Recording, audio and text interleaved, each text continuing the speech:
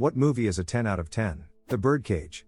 12 Angry Men, 1957. Somehow a movie about 12 guys arguing in a closed room is absolutely riveting. Was gonna say this, but you beat me to it, and after being on a jury myself, I think it is one movie that everyone should watch. It's a great analysis of human behavior and different perspectives in a relatable situation with real-life consequences. Amazing movie, 11 out of 10. Blade Runner, Final Cut. The Iron Giant. Lilo and Stitch. I can't think of anything else Disney has done that dives deep into a serious life issue with realistic rawness except Zootopia and a few of the Pixar movies.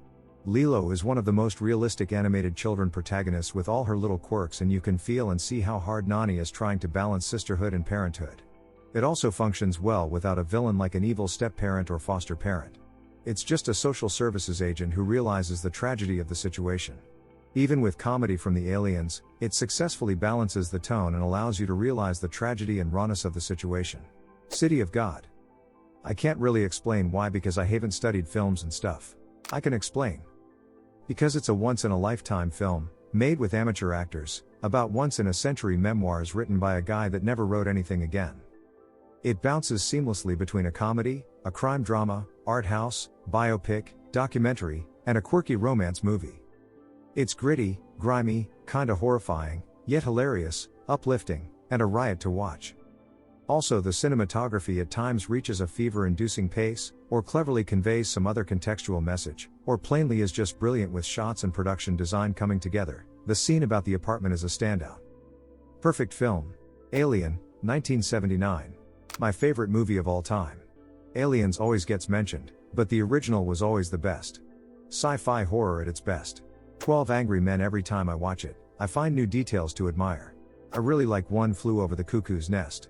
Aside from Jack and Nurse Ratched, Cheswick, Sidney Lassick, Harding, William Redfield, and Billy, Brad Dourif, all gave incredible performances, with Danny DeVito and Christopher Lloyd playing lesser roles, no less.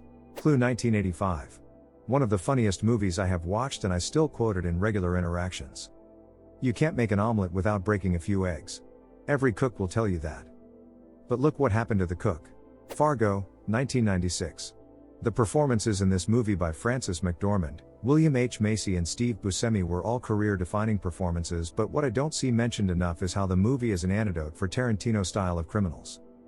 Pulp Fiction is out of this world, but it led to every director trying to write smart, well-read criminals who talk about TV and movies. A big example would be Bad Boys, whereas the Coens created idiotic criminals who keep making mistakes and aren't cool in any way. They even start the movie off by messing up the time for their meeting. I've watched this movie so much, I think I could quote it in my sleep. Stand By Me.